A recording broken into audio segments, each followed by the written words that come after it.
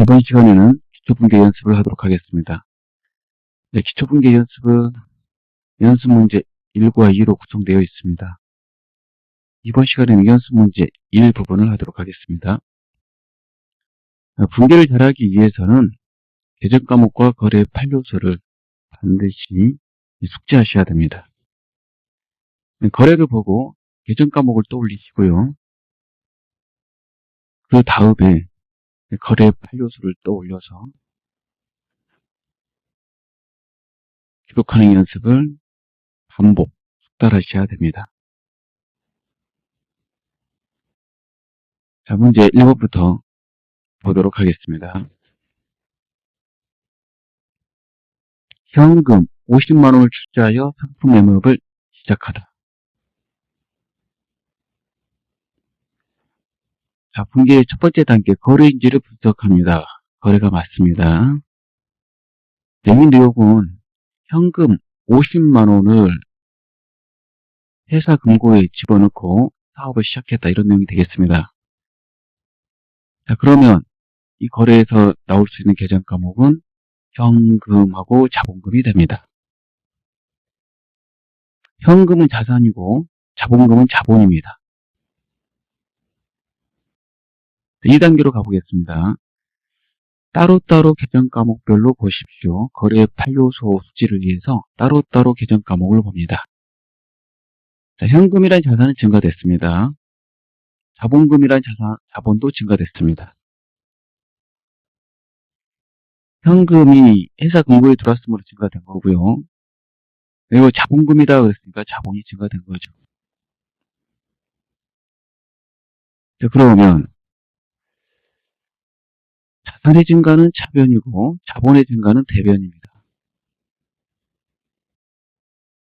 따라서 이제 기록을 하시면 되겠습니다.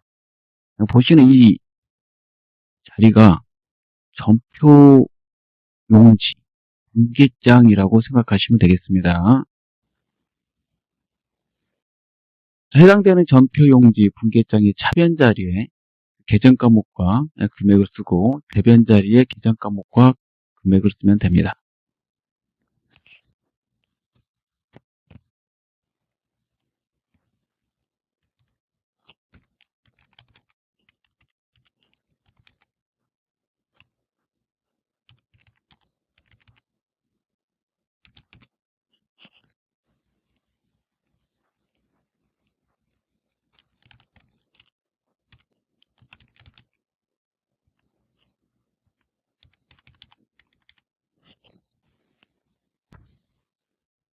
저는 가운데 이 부분을 슬래시로 표시하겠습니다. 충분히 구분이 되시죠?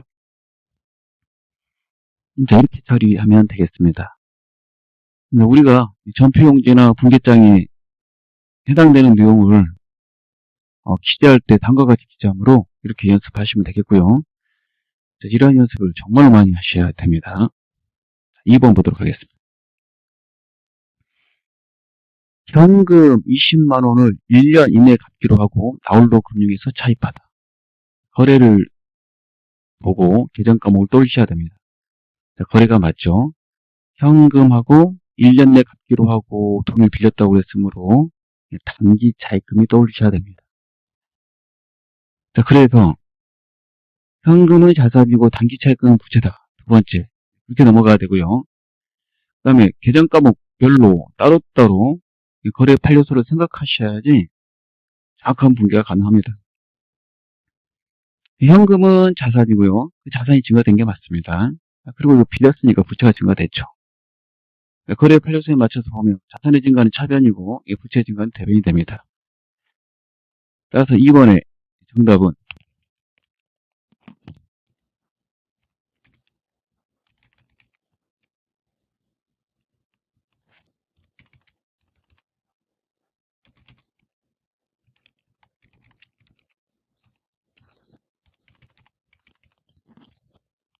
차변의 현금 20만원, 대변의 단기 차입금 20만원이 되는 겁니다. 3번을 보도록 하겠습니다. 수나라에서 상품 40만원어치를 구입하고 대금은 9개월 후에 지급하기로 하다.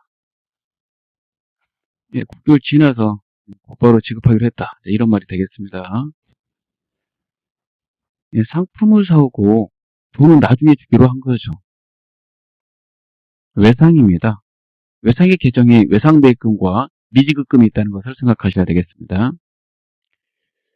자, 외상매입금이 되겠습니다. 상품과 원재료를 구입하고 대금을 나중에 지급하기로 하면 외상매입금으로 쓰기로 했죠.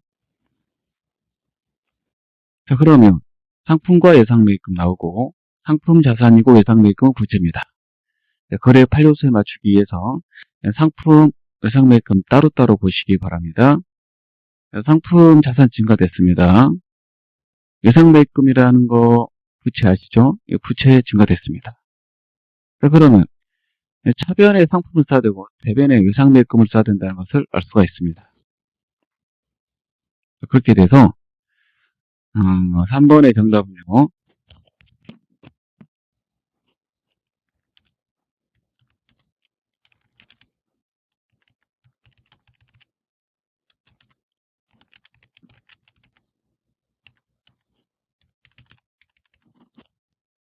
자, 이렇게 되는 것입니다. 1번부터 3번까지 문제를 이제 풀었는데요. 거래의 종류가 세 가지가 있죠. 교환거래, 손익거래, 혼합거래가 있습니다. 어떤 거래에 속하는지 한번 확인해 보도록 하겠습니다. 자, 교환거래라 하면 자산부채 자본만 있는 거래가 되겠습니다. 자, 1번 자산과 자본이죠. 교환거래입니다. 2번 자산과 부채죠. 교환거래입니다. 3번 자산과 부채죠. 교환거래가 됩니다. 그래서 교환거래에 해당이 되겠습니다. 4번을 보도록 하겠습니다. 상품 55만원어치를 매입하고 대금 중 30만원의 현금을 지급하고 잔액은 외상으로 하다. 자, 상품 외상으로 사오면 외상매입금이죠. 현금은 현금이고 따라서 계정 과목이 상품, 현금, 외상매입금이 나옵니다. 상품 자산, 현금 자산, 외상매입금 부채. 자, 그런 다음에 거래의 판료수를 생각하셔야 되죠. 상품 자산의 증가입니다. 현금 자산의 감소입니다. 외상매입금, 외상으로 사왔으니까 외상매입금이라는 부채가 증가됐죠. 자, 그래서 이걸 거래의 판료수에 맞춰서 쓰시기만 하면 되는 거죠. 차변의 상품, 대변의 현금, 대변의 외상매입금, 그리고 금액을 기재하는 겁니다. 4번의 답을 써보면 다음과 같이 되겠죠.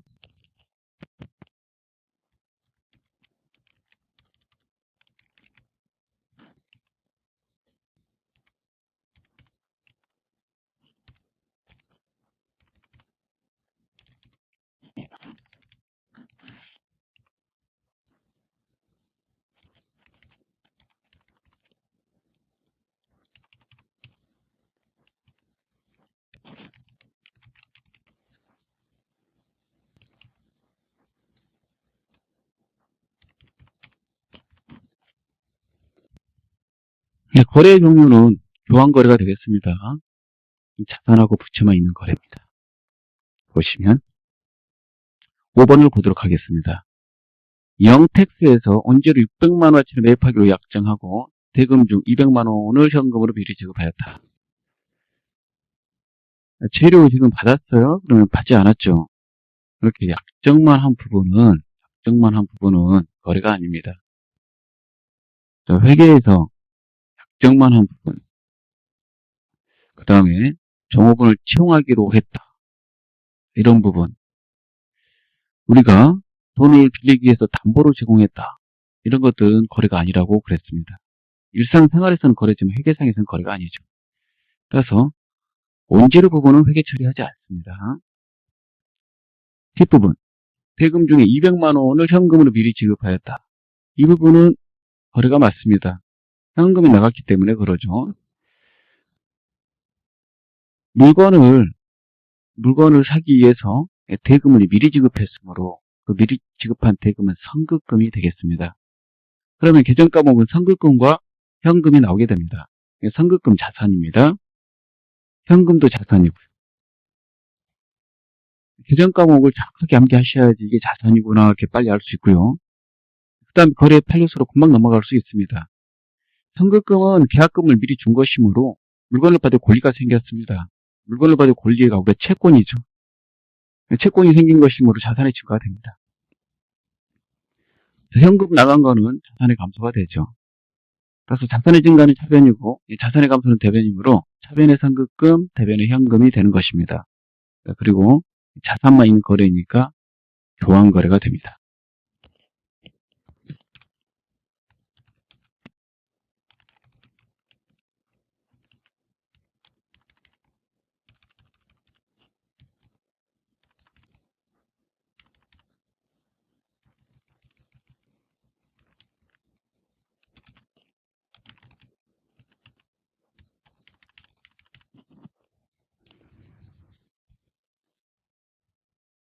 이렇게 정답을 쓰시면 되겠습니다. 이런 연습을 정말로 많이 하셔야 됩니다. 6번 보도록 하겠습니다. 주식회사 즐거운 날로부터 외상매출금 250만원 현금으로 회수하다. 외상매출금과 현금이 나오죠? 현금을 받았으니까 현금 자산이고 자산의 증가가 되겠습니다. 그런데 외상대금은 횟수를 했으므로 외상대금은 감소시켜야 되겠죠. 그래서 외상매출금은 감소됩니다. 받아야 될 돈을 받았으므로 받아야 될 채권이 줄어들게 되는 거죠. 그래서 둘 다 자산이고요. 하나의 자산은 증가되고 하나의 자산은 감소됐죠. 따라서 자산의 증가인 현금을 차변해 그 다음에 자산의 감소인 외상매출금을 대변에 쓰셔야 됩니다. 그래서 외상매출금 현금으로 시작해서 결국에 이 거래는 차변의 현금, 대변의 외상매출금이 되는 거죠. 외상매출금이 감소됐고 현금이 증가됐기 때문에 그렇습니다.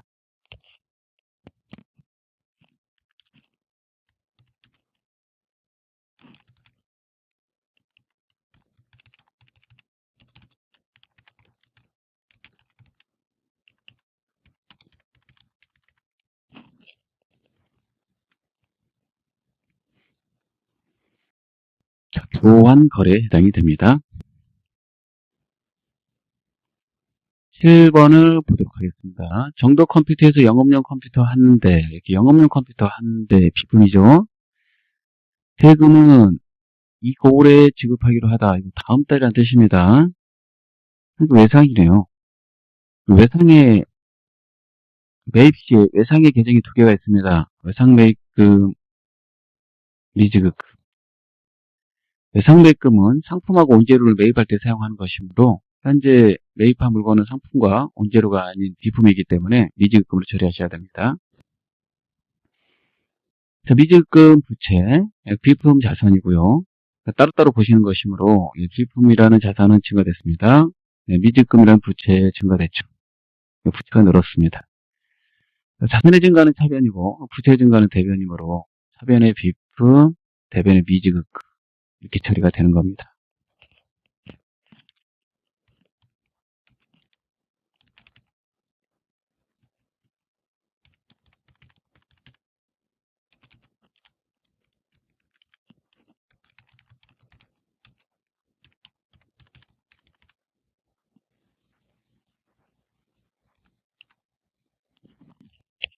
각각 150만원씩 이렇게 쓰시는 거죠. 이번에 거래도 교환거래가 되겠습니다. 8번 보겠습니다. 현금 50만원, 자기합수표 100만원을 부자은행에 당좌입하다. 금고에 있는 현금하고 금고에 있는 자기합수표를 당대금 통장에다 집어넣었다. 이런 말입니다. 그래서 현금이라고 일반적으로 지문으로 이렇게 나올 경우 현금이라고 하면 한국은행 발행 통화를 말합니다. 한국은행 지폐주화를 말하고요. 자기합수표는 이제 아시죠? 은행이 발행하는 거. 둘 다 현금으로 회계해서 처리하는 거죠. 결국 현금 150만 원을 당재금 통장에다 집어넣었다라고 그랬으므로 현금하고 당재금이 나오게 됩니다. 둘 다 자산입니다. 어느 자산이 증가됐냐? 당재금 자산이 증가됐죠. 통장에 돈이 들어갔으니까. 금고에 있는 현금이라는 자산은 감소됐습니다. 현금 감소됐으므로 자산의 감소 대변, 당재금 증가됐으므로 자산의 증가 차변이 되겠습니다. 교환거래에 해당이 되겠죠. 자, 그러면 차변에 당대금, 대변에 현금이라고 쓰시면 되겠습니다.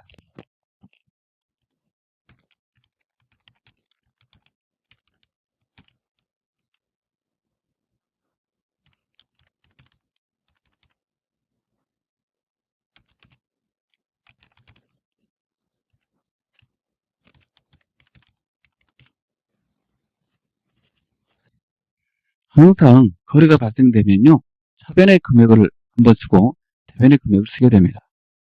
그 금액은 똑같고요. 그래서 결국에 차변의 전체 금액과 대변의 전체 금액은 항상 일치가 됩니다. 우리가 이를 대차 평균의 원리라고 했습니다.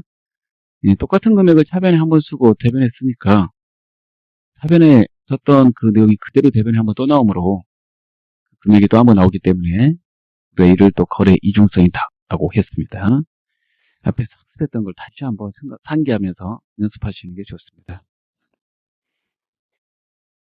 그리고 이제 자기하수표 외에도 다른 회사가 발행한 당좌수표 있죠. 그것도 현금으로 처리된다는 거, 그런 것 같이 생각하시기 바랍니다. 9번. 유달 상사에서 외상배출금 30만 원을 현금으로 했어요. 즉시 보통예금 통장에 개입하다. 잘 보면 외상배출금이 나오는 거 알 수 있죠. 지문에 써져 있습니다. 현금으로 받은 다음에 보통예금 통장에 들어왔습니다. 결국 보통예금 통장으로 들어간 거죠. 그러면 현금 받은 거 쓰고 그 다음에 그 현금은 보통예금 통장으로 개입한 거 두 번 써야 됩니까? 두 번 써도 돼요. 하지만 바람직한 방법이 아닙니다. 보통 회계에서 거래는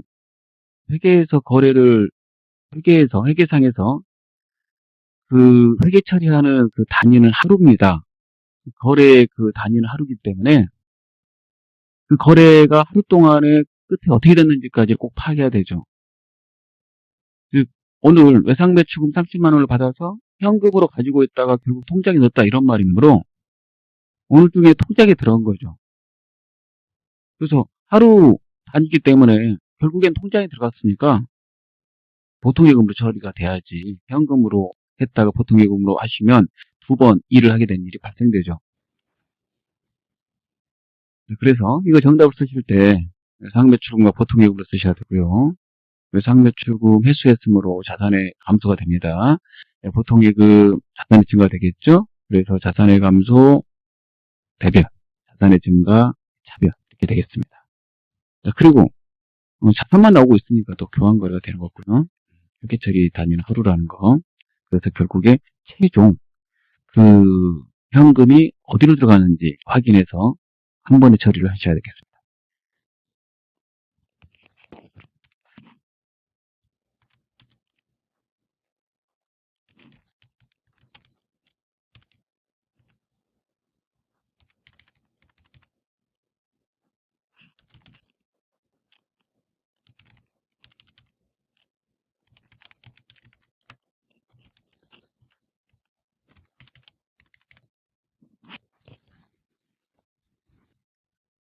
자, 이번에 10번을 보도록 하겠습니다. 이 본사 건물에 전기요금 30만 원과 수도요금 2만 원을 전기요금 3만 원과 수도요금 2만 원을 현금으로 지급하다라고 되어 있습니다. 본사 건물이니까 전기하고 수도요금은 수도광열비로 처리됩니다. 그리고 현금은 현금으로 처리되죠. 수도광열비 비용입니다. 판관비, 영업비용이 한 가지, 판관비, 판매비와 관리비죠. 현금은 자산이고요. 자, 비용의 발생이 됐고요. 자산의 감소가 됐습니다. 따로따로 보세요. 따로따로 보시는 게 처음 하시는 분한테는 매우 유리합니다. 한 번에 동시에 보시려면 혼동이 돼요. 비용의 발생이고 자산의 감소죠. 비용의 발생 차변, 자산의 감소 대변입니다. 거래를 보고 답을 써본다면 이렇게 됩니다.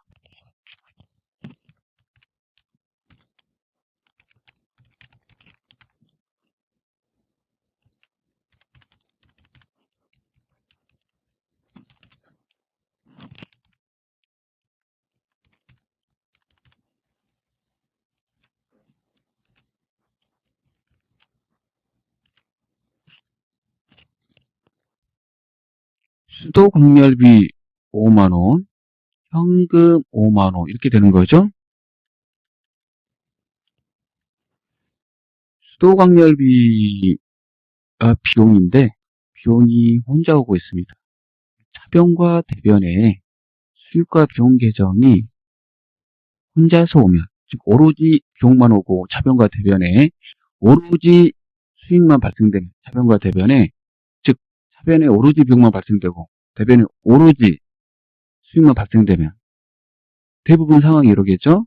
수익과 발생, 비용의 발생이 차변이고 수익의 발생이 대변이니까.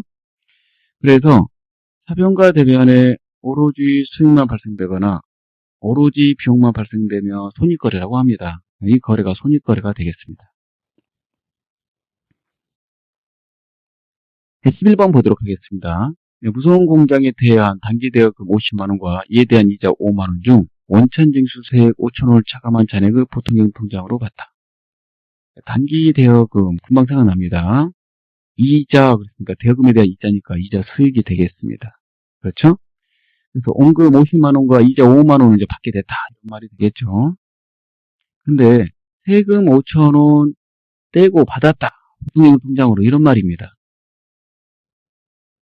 원천 징수된 세액은 우리가 뗀 게 아니라 지급한 무소속 공장에서 뗀 거죠. 공장이 무서우니까 빨리 이상하네. 공장 무서웠고 거기서 우리가 무서운 공장에서 돈을 대여했고 돈을 이제 받고 있네요.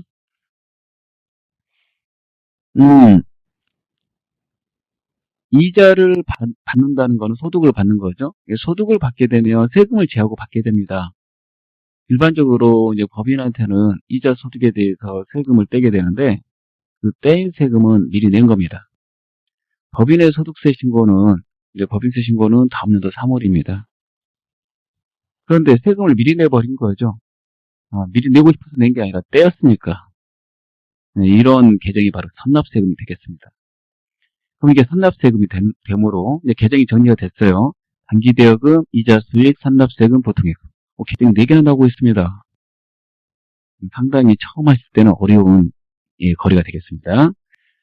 대여금 회수했으므로 자산입니다. 대여금 회수했으므로 자산의 감소가 이루어지고 있죠. 그 다음에 이자 수익입니다. 수익의 발생입니다. 그 다음에 선납세금 처음으로 생겼죠. 자산의 증가. 거래를 읽어봤을 때 그 자산이 처음으로 나온다 그러면 그 자산은 자산의 증가고요. 그 뒤에 앞에서 증가됐던 자산이 다시 나가고 있다 그러면 그 자산이 감소가 됩니다. 증가가 먼저 발생돼야지 감소가 되기 때문에 그래요. 이 선납세금은 보시면 이 거래에서 봤을 때 선납세금이 최초로 나오는 거래잖아요. 이게 자산의 증가가 돼요. 선납세금은 당좌자산이죠. 보통예금 통장으로 받았으면 자산의 증가가 돼요. 그래서 차변에 써야 될 계정은 자산의 증가인 선납세금과 보통예금이 돼야 되고요. 대변에는 자산의 감소인 단기대여금과 이자 수익이 돼야 됩니다. 자, 이 거래를 적어보면 다음과 같이 되겠습니다.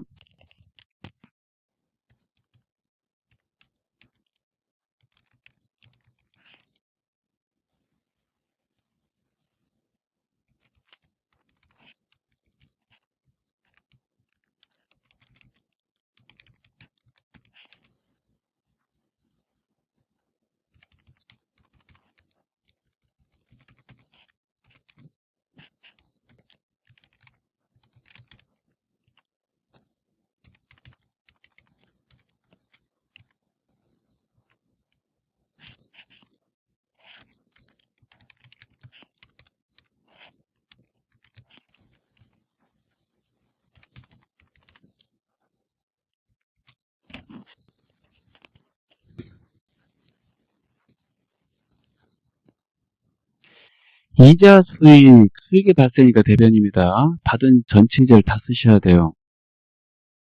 이 문제를 풀으라고 보통 처음에 주면 어떻게 하냐면 세금 5천원 제하고 통장으로 들어왔으니까 이렇게 처리를 합니다. 차변의 보통예금 54만 5천원. 54만 5천원. 대변의 단기대금 50만원. 대변의 이자 수익, 이자에서 5천원 제했다고 4만 5천원 이렇게 쓰는 경우가 많은데, 그렇게 되면 원천징수한 세금을 아예 누락을 하는 거죠. 세금 미리 낸 거는 다음 년도에 내지 말아야 되는데 그 부분 회계 처리하지 않았으므로 문제가 많이 발생되겠죠. 자, 그리고 이 거래를 이제 적다 보니까 수익이 발생했는데 대변에 수익이 혼자 나오고 있지 않죠? 차변과 대변에 수익 비용이 혼자 나오면 이건 손익거래인데, 단기대금이라는 자산 같이 나오고 있습니다. 수익과 비용이 자산 부채 자본하고 같이 나오면 이제 섞였다고 그래서 혼합거래라고 합니다. 그래서 혼합거래가 되겠습니다. 12번 보도록 하겠습니다. 진짜 신문의 구독료 9,000원을 현금으로 지급하다. 신문 구독료 이름이 도서인쇄비죠. 그리고 현금으로 지급하다. 현금이 되겠습니다. 자, 그럼 비용의 발생 차변, 자산의 감소 대변 이렇게 한 번에 연결될 거고, 비용의 발생이 차변이고 자산의 감소가 대변이니까 결국에 이건 손익거래다라고 말할 수 있죠.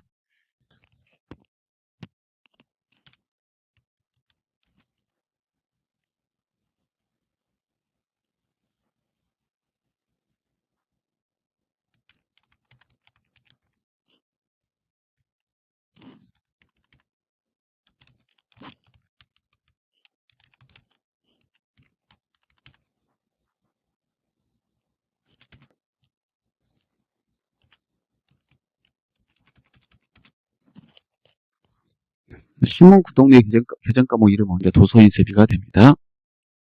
13번 보도록 하겠습니다. 좋은 문구점에서 문방구 용품 3만원어치를 구입하고 대금을 외상으로 하다. 문방구 용품을 비용 처리하라고 되어 있습니다. 문방구 용품의 비용이 가능한 계정이 사무용품비, 가장 구체적으로 쓰면 또 하나 소모품비 이렇게 사용할 수 있어요.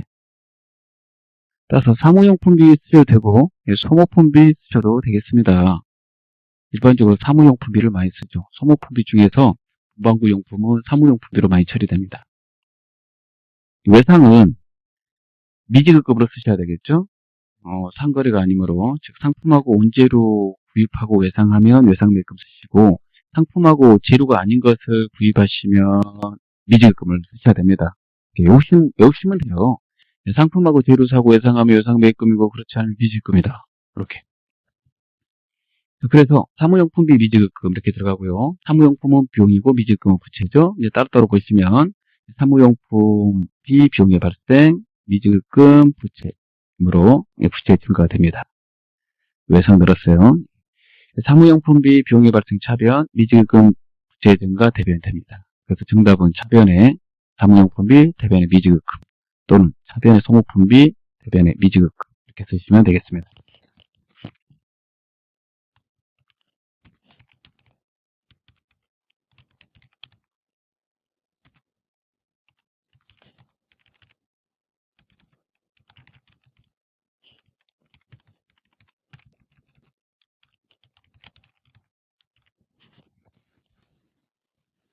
차변에 비용만 발생했으므로 손익거래가 되는 겁니다. 14번 보도록 하겠습니다. 나나가구에서 영업용 책상과 의자 1조에서 조는 세트를 말합니다. 한 세트를 8만원에 구입했습니다. 여기까지 읽으면 비품 이렇게 나와야 돼요. 법인카드인 국민카드, 신용카드로 결제하다라고 그랬죠? 대금을 외상한 겁니다. 신용카드로 결제했으므로. 자, 그러면 사온 물건이 비품이니까 상품하고 재료를 사온 게 아니잖아요. 따라서 이 외상의 이름은 미지급금을 쓰셔야 돼요. 그래서 비품 미지급금이 나옵니다. 하나는 자산이고 하나는 부채죠. 그 다음에 비품이라는 자산은 증가됐고 미지급금이라는 부채는 비품이라는 자산은 증가됐고 미지급금이라는 부채도 증가됐습니다. 자, 그래서 비품 자산의 증가, 차변, 미지급금의 부채의 증가, 대변이 되겠습니다. 질문에 그러니까 이게 오류가 있습니다. 이거 고쳐주시면 되겠습니다. 증가 이렇게 고쳐주십시오.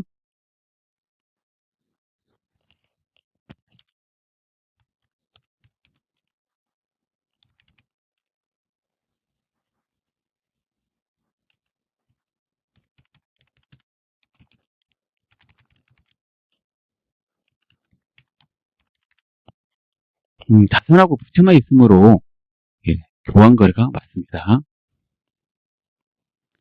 15번 보도록 하겠습니다. 배달용 화물 트럭의 유류대금 50만 원을 당좌수표를 발행하여 지급하다. 이렇게 나와 있습니다. 화물 트럭의 기름값이니까 차량 유지비입니다. 당좌수표를 발행하면 당자예금 통장에서 결국에 돈이 빠져나가므로 당좌수표를 발행한 시점에서 당자예금으로 처리합니다. 자, 비용의 발생과 그 다음에 자산의 감소가 이루어지고 있죠. 비용의 발생과 자산의 감소가 이루어지고 있고, 비용의 발생은 차변이고 자산의 감소는 대변이므로 차변과 대변을 기대하시면 되겠고요. 비용이 혼자 나오고 있기 때문에 손익거래가 되겠습니다.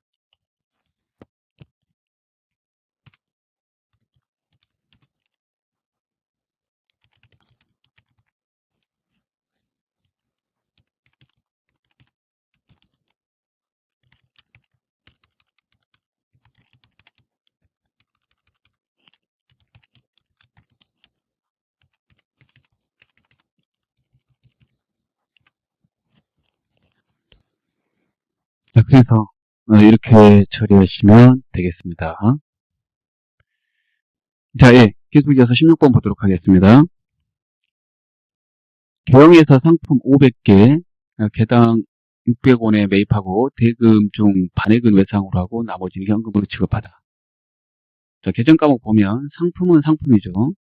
외상이 나왔는데 상품을 매입했으므로 외상 매입금 처리하셔야 되겠습니다. 현금으로 지급하다 현금입니다. 자, 그러면 상품 자산이고요. 외상 매입금 부채고 현금 자산입니다. 자, 상품 자산이 증가, 외상 매입금 부채의 증가, 현금 자산의 감소가 되겠습니다. 자산의 증가는 차변이고 부채의 증가는 대변이고 자산의 감소는 대변입니다. 따라서 16번의 정답을 쓰시게 되면 다음과 같이 되겠죠.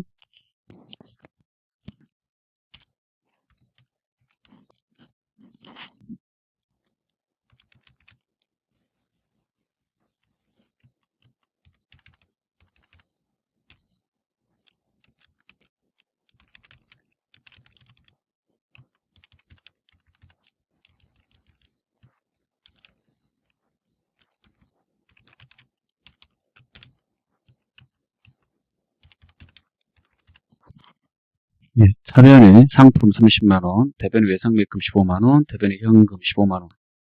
자, 이렇게 처리가 되겠습니다. 자, 거래 종류를 말하면, 자산하고 지금 부채밖에 없으므로 이제 교환 거래가 되겠습니다. 17번 보겠습니다. 영업사원 김혜수를 월급 100만원 지급하기로 하고 채용하다.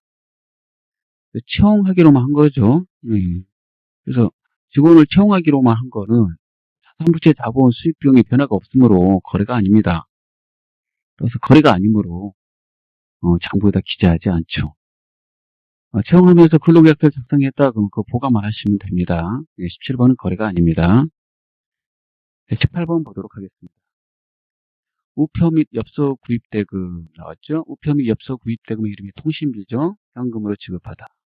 통신비 비용이고 현금은 자산입니다. 비용의 발생, 자산의 감소가 이루어지고 있고요.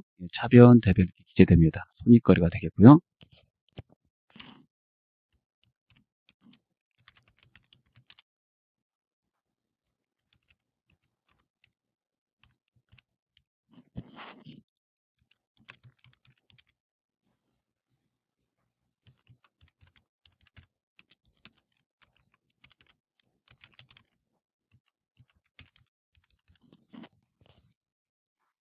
자, 그래서 차변의 통신비, 대변의 현금 이렇게 펜을 들고 쓰시면서 복습을 계속 하시기 바랍니다. 자, 분계가 쉬울 수도 있고 어려울 수도 있어요. 사람마다 조금씩 느끼는 게 다른데 쉬울 수도 있고 어려울 수도 있습니다. 계속 하시면 언젠가는 잘 되실 겁니다. 자, 그리고 너무 어렵다고 그냥 포기하시는 분도 많은데 그러시면 회계를 잘해 갈 수가 없죠. 회계에 제일 중요한 게 분계입니다. 그래서 분계를 회계의 꽃이다. 이런 말도 있습니다. 19번 보도록 하겠습니다. 태풍 제비로 인한 수재민독 기상금, 수재민독 기상금 기부금 생각나시죠? 현금 90만원, 문화방송이 기탁하다. 차변에 뭐라고 써야 돼요? 기부금, 대변에 현금 90만원씩 이렇게 쓰게 되는 거죠. 자, 기부금이 비용이고, 비용의 발생이므로 차변이고요. 자, 현금 자산이고, 자산의 감소 대변이 되겠습니다. 손익거래가 되겠죠? 예, 비용이 혼자 나왔습니다. 자, 그리고 공부하실 때, 기부금이 무슨 비용이지? 여기까지 생각하시면 좋아요. 영업의 비용, 이렇게. 20번 가도록 하겠습니다. 생각보다 맛있는 집에서 직원 회식을 하고, 회식 때 55만원을 법인카드, PC카드로 결제하다라고 그랬죠? 직원 회식에서 복리후생비가 생각나야 됩니다. 만약에 거래처 직원과 회식하면 접대비입니다. 직원 회식하면 복리후생비고 판관비죠. 그래서 복리후생비 비용하고 무슨 비용이냐면 판관비 이렇게 생각하시고, 그 다음에 카드로 결제했는데 이게 밥값이니까 미리금 처리가 돼야 되겠죠? 상품하고 재료 사오고 나서 돈을 나중에 주기로 하면 외상매입금이지만 그렇지 않으면 미지급 쓰기로 했습니다. 비용이 발생 차변이고 부채의 증가 대변입니다. 미지급금 부채고 부채가 증가된 거죠. 차변의 복리후생비, 대변의 미지급금이라고 각각 55만원씩 기재하시면 되겠습니다. 손익거래에 해당이 되죠. 21번 보겠습니다. 금나라에서 빌린 단기 차입금 40만원과 그 차입금에 따른 이자, 차입에 따른 이자니까 이자 비용 이렇게 들어가야 되죠. 돈 빌리면 이자 줘야 되잖아요. 이자 나오면 이자 수익인지 이자 비용인지 잘 구분하셔야 되겠습니다. 현금으로 지급하다. 그러면 이거 부채, 이거 비용, 이거 자산이죠. 그 다음에 부채를 갚았으니까 부채 감소 차변, 비용의 발생 차변, 그 다음에 자산의 감소 대변. 이게 한 번에 이제 생각나야 되죠. 이 내용이. 예. 자, 그리고 이걸 써보면은 단기 차입금, 이자 비용, 현금 이렇게 쓰겠죠? 이렇게 써보세요. 단기 차입금, 이자 비용, 현금이라고. 자, 쓰셨습니까? 이자 전체 금액 15,000원을 다 쓰셔야 됩니다. 자, 혼합거래입니다. 왜 혼합거래가 되냐면 비용의 발생에 해당되는 그 비용이 혼자 나오지 않고 부채하고 같이 나왔죠. 그래서 혼합거래가 되겠습니다. 22번 보도록 하겠습니다. 당사 이달분 불 뿜는 건물의 사무실 집세 30만 원을 당대금 통장에서 계좌이체하다. 사무실의 집세죠. 사무실 사용료라는 그런 말이 되겠습니다. 임차료잖아요, 임차료. 임차료가 이제 비용에 해당이 되는 거죠. 그 다음에 당대금 통장에서 계좌이체하다 그랬으니까 이거 당좌예금이 되겠고요. 이게 자산이고 비용의 발생 자산 감소된 거 맞죠? 자, 그리고 비용의 발생이 차변이고 당좌예금 자산의 감소는 대변이 되겠습니다. 자, 그럼 임차료는 무슨 비용이냐? 판관비 이렇게 생각이 나시면 좋겠어요. 쓰시면 차변의 임차료, 대변의 당좌예금, 손익거래 이렇게 하시면 되겠습니다. 자, 그 다음에 23번을 보도록 하겠습니다. 예, 사용 중이던 영업용 승용차, 승용차 나오면 차량 운반구가 생각나야 돼요. 24만원짜리를 20만원의 중고 조화에 매각 처분하고 대금을 얼마를 받기로 하다라고 했습니다. 그러면 24만원짜리 승용차를 20만원에 팔았으니까 손해봤죠, 4만원? 이 승용차가 유형자산이잖아요. 차량 운반구, 유형자산입니다, 이거. 유형자산을 공가보다 싸게 팔면 손실이 발생되고 그 손실의 이름이 유형자산 처분 손실입니다. 그 돈은 나중에 받기로 했죠. 그 나중에 받기로 한 거 외상으로 판 건데 외상으로 팔았을 때 계정 과목이 두 개가 있습니다. 외상매출금과 뭐가 있어요? 미수금. 그러면 외상매출금은 상품 제품 팔았을 때 쓰는 거고 나머지에 대해서는 미수금 써야 되므로 지금 상품 제품이 아닌 차량을 팔았기 때문에 미수금으로 처리가 돼야 됩니다. 그 결과 계정 과목에 차량 운반구, 미수금, 유형자산 처분 손실이 나오고 하나씩 따져보시죠. 이거 자산이잖아요. 자산의 감소. 이거 자산이잖아요. 자산의 증가, 받을 돈 생겼음. 유형자산 처분 손실. 여기 비용이죠. 비용의 발생. 이 점장 같은 게 빨리 가야 돼요. 이렇게 빨리 이제 곧바로 가시고 이제 그다음에 한 번에 적을 수 있게끔 보자마자 그렇게까지 진행해야 됩니다. 그래서 자산의 감소는 대변이고 자산의 증가는 차변이고 그 다음에 비용의 발생은 차변입니다. 이거 거래를 적어보면 한번 적어볼게요. 예.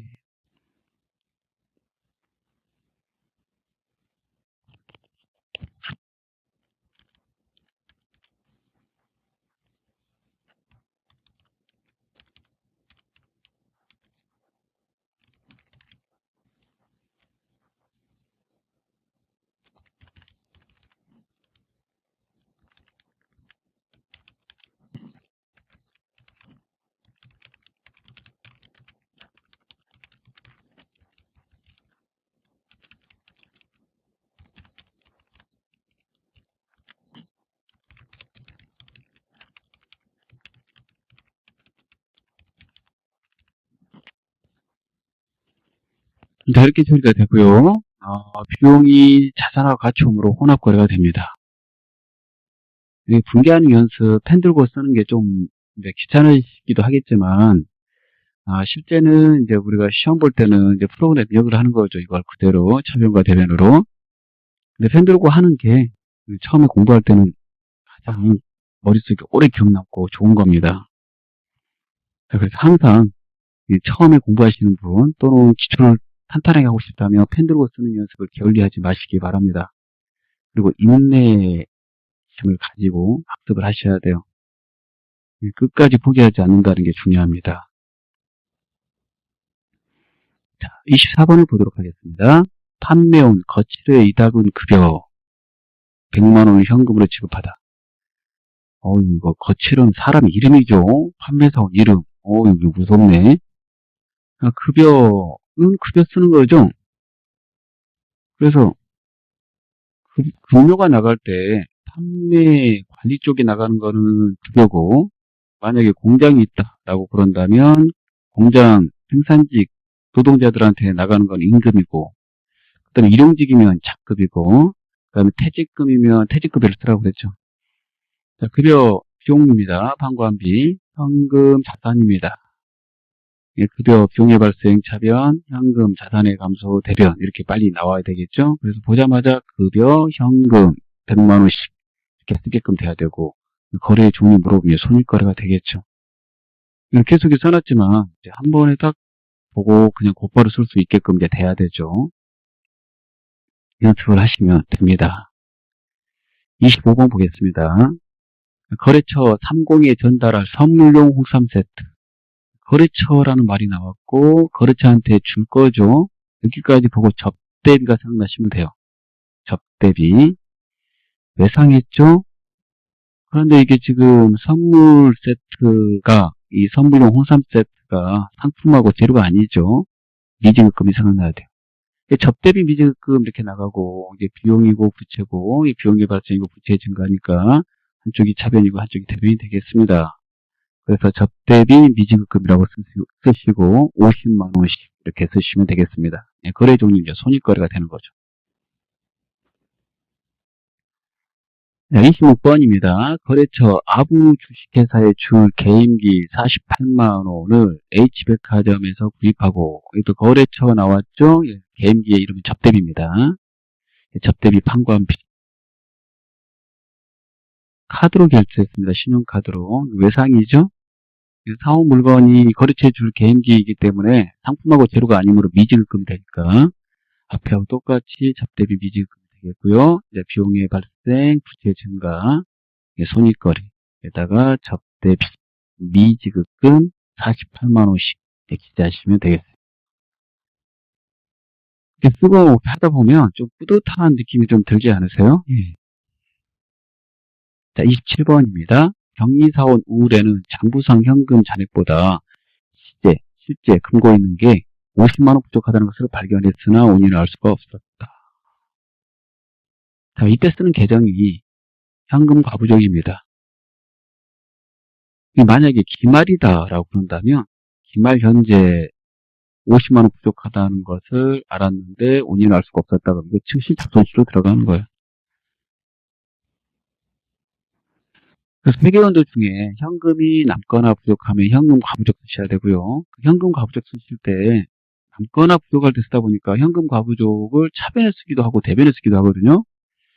그래서 최초 거래가 발생했을 때 만약에 현금이 부족하다 그러면 차변에 쓰는 겁니다. 이 부분 중요 표시하시고요. 남는다, 과잉이다 그러면 대변에 기입하는 거예요. 이렇게 밑줄 한번 쭉 그어주셔야 됩니다. 네, 처음에 공부하신 분 이게 중요한 내용이 되겠습니다. 따라서 차변에 현금 과부족 쓰는 거예요. 그 대변에 현금 쓰는 거고, 대변에 현금 이렇게 장부에다 써야지 장부에서 50만원 빼야지 시제하고 똑같아지잖아요. 이렇게 펜 들고 쓰는 거 장부에다 쓰는 거죠. 지금 장부가 더 50만원 많으니까 빼버리면 금고하고 일치가 되는 거죠. 정확하게 맞춰놔야 되니까. 그리고 한 가지 더 배운 건 이게 결산으로 가게 되면 현금 과부족으로 처리한 계정은 부족분은 잡손실, 그 다음에 과잉분은 잡익으로 대처가 됩니다. 28번 보도록 하겠습니다. 단기간 내 매매 차익을 목적으로 매입하였던, 여기까지 읽으면 주식회사 더조은의 주식 이렇게 나왔죠? 여기까지 읽으면 단기 매매 증권 이렇게 되죠? 단기 매매 증권.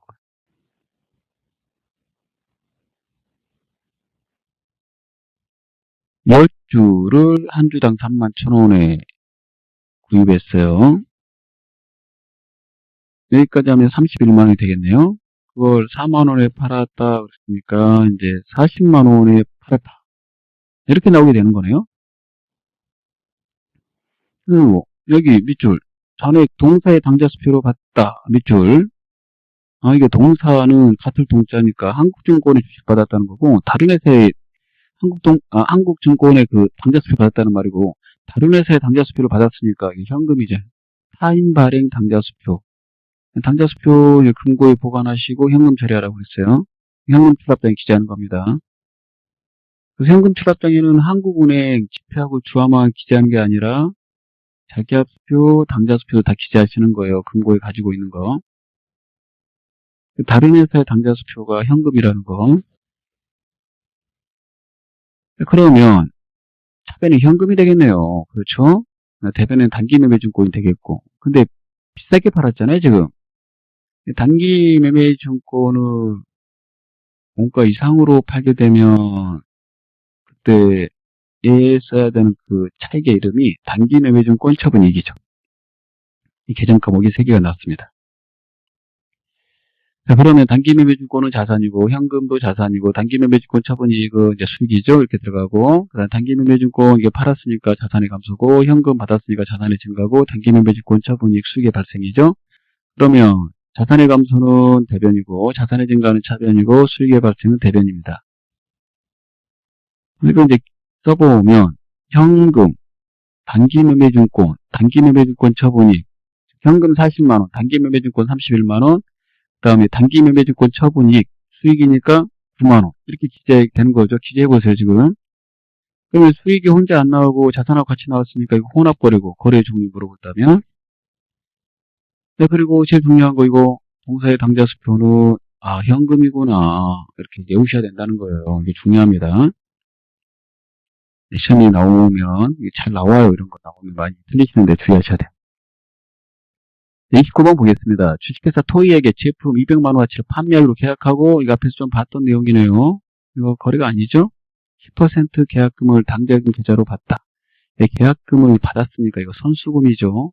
계약금 나오면 선수금인지 선급금인지 기억하셔야 된다는 거. 선수금일까요? 선급금일까요? 이렇게 잘 생각하십시오. 선수금이죠? 예, 받았으니까. 자, 그러면 선수금은 부채잖아요. 당대금은 자산이고, 예, 선수금, 계약금을 받았으니까 물건을 줄 의무가 생겼죠? 이게 부채의 증가.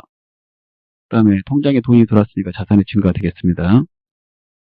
그럼 부채의 증가는 대변이고, 자산의 증가는 차변이므로, 차변의 당대금 20만원, 10%, 대변의 선수금 20만원 쓰게 되겠습니다. 자, 그리고 자산과 부채만 있으니까 교환거래가 되겠죠.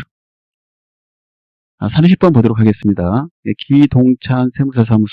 강하게 발음해보세요. 재밌습니다. 기장대행수수료.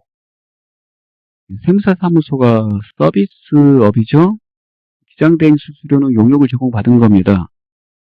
그래서 서비스를 제공받고 그에 따라 수수료를 지급하면 이거 수수료 비용 처리하라고 그랬어요. 현금 이렇게 됩니다. 수수료 비용이고 현금 자산이고 비용의 발생, 자산의 감소 이렇게 이제 이루어지는 거죠. 비용의 발생 차변, 자산의 감소 대변 이렇게. 선짓거리가 되겠습니다. 이렇게 쓰시면 돼요. 수수료 비용, 현금이라고. 31번을 보도록 하겠습니다. 본사 제품을 홍보하기 위하여 생활정보지에 광고를 게재했다. 그러면 광고 선전비에 나와야 돼요. 비용의 발생, 차변 이렇게 쓰게 되죠. 10만원. 두 다르게 주기로 했네요. 외상의 이름, 외상매입금, 부채 증가, 대변 이렇게 됩니다. 손익거래. 조금 되십니까? 조금씩 되셔야지 됩니다. 계속 어려워요. 그러시면 더 반복하십시오. 32번을 보도록 하겠습니다. 당사, 대주주, 돈 많아로 이제부터 영업에 사용할 목적으로 돈이 많으니까 영업에 쓰라고 시가 100만원짜리 건물을 증여받았네요. 줬어요. 이거 돈 많은 시간. 금액이 두 개 나오는데 주의하셔야 돼요. 100만원과 50만원. 계정 과목은 건물 받았으니까 건물이에요. 건물이 자산이고 자산의 증가니까 차변입니다. 자, 그리고 자산을 증여받았으니까 자산 수익이익이죠. 자산 수익이익. 이거 수익의 발생, 영업의 수익입니다. 이렇게 딱 나오면 수익하면 영업의 수익 이렇게까지 생각이 나야 돼요. 이제. 앞에서 정확하게 못 외운 것 같은데요. 다시 한번 외우시면 됩니다. 이거 대변이죠. 대변. 이게 손익거래가 돼요. 이제 금액이 문제입니다. 금액을 100만원 써야 되냐 50만원 써야 되냐. 이게 자산을 지금 무상으로 받은 거죠. 자산을 무상으로 취득할 때 시가로 수록되어 있었지. 공정가치. 건물을 그래서 무상으로 취득하게 된다면 시가로 써야 됩니다. 시가를 다른 말로 공정가치라고 해요. 공정가치. 이 시장에서 형성된 금액이죠. 이 시가는 시장가격을 줄인 말입니다. 이 건물 돈 주고 산다면 100만원 주고 사는 거죠. 돈 많은 씨가 50만원 주고 샀을 뿐입니다. 우리 회사는 이 건물을 지금 당장에 시장에 산다면 100만원 주고 사는 거예요. 차변에 건물 100만원 쓰셔야 돼요. 50만원짜리 100만원에 이렇게 됐으면 이거 어떻게 되는 건가요? 너무 복잡하게 생각하지 마세요. 우리 회사 입장에서만 생각하는 거예요. 돈 많은 씨 입장에서 생각하니까 이제 복잡해지는 거죠. 돈 많은 씨가 회사를 운영하고 있다라고 막 그런다면 그 사람이 50만원짜리 건물 100만원에 만약에 이게 팔았다. 혹시 그런다면 그때 그 사람이 생각하는 거죠. 50만원 이익 받고 나게 생각할 수 있는 건데 돈 많은 씨는 이제 판 것도 아니고 우리 회사한테 그냥 준 거고 우리 회사 입장에서만 보면 건물 100만원짜리 그냥 받은 거잖아요. 그래서 자산을 이렇게 사게 될 때, 취득하게 될 때, 자산에 취득할 때 그 매입가는 시가죠. 항상 시가로 사게 되니까. 그 시가를 취득원가로 써야 된다는 거 기억하시기 바랍니다. 33번. 회사 운영자금에 사용할 목적으로 IBK에서 2018년, 이게 밑줄 그어야 될 자리가 되겠죠?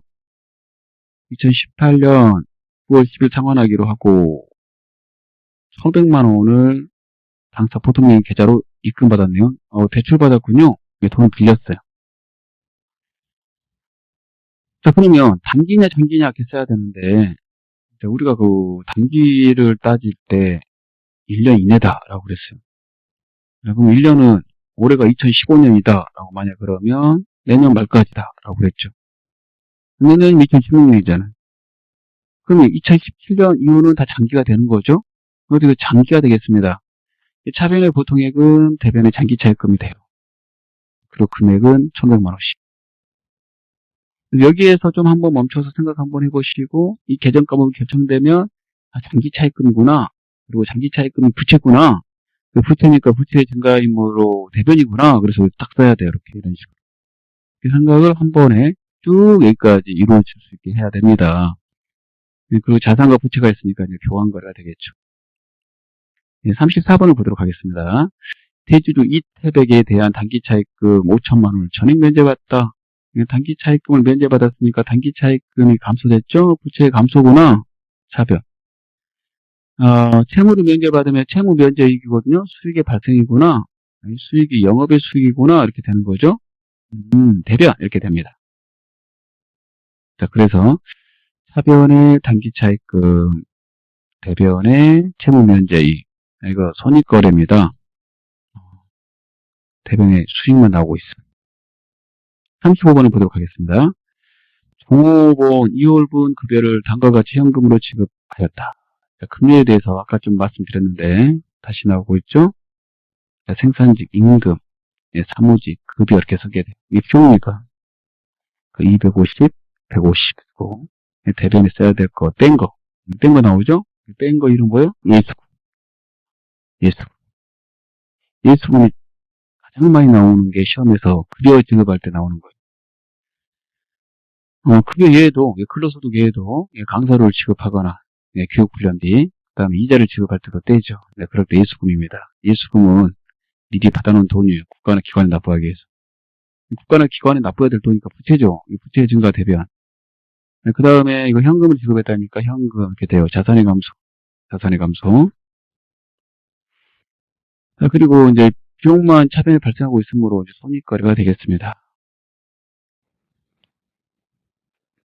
자, 마지막 문제를 보도록 하겠습니다. 36번이 되겠습니다. 회사의 건물 취득 시 취득원가 3천만 원과 취득세 90만 원을 전액 현금으로 지급하다. 근데 건물 금액 3천만 원하고 그에 따른 취득세 90만 원을 현금으로 지급했다고 그랬죠? 이 취득세를 반드시 내야지 건물에 등기가 됩니다. 그래서 자산을 취득하는 과정에서 발생되는 비용이 있다며 자산 처리하라고 그랬죠. 단 단기 매매 주고만 이 비용 처리해요. 따라서 건물 3,090만 원 쓰셔야 돼요. 하나로 건물로 처리됩니다. 그리고 대변인 현금 3,090만 원. 취득세 건물로 처리돼야 된다는 거. 자, 이와 같은 방법으로 여러분이 계속 반복하십시오. 계정 과목 생각하시고, 그 다음에 그 이치, 거래의 판례소 파악하시고, 계속 하시면 잘할 수 있을 겁니다. 그게 정말로 회계에서 중요합니다. 잊어서는 안 될 겁니다. 자, 감사합니다.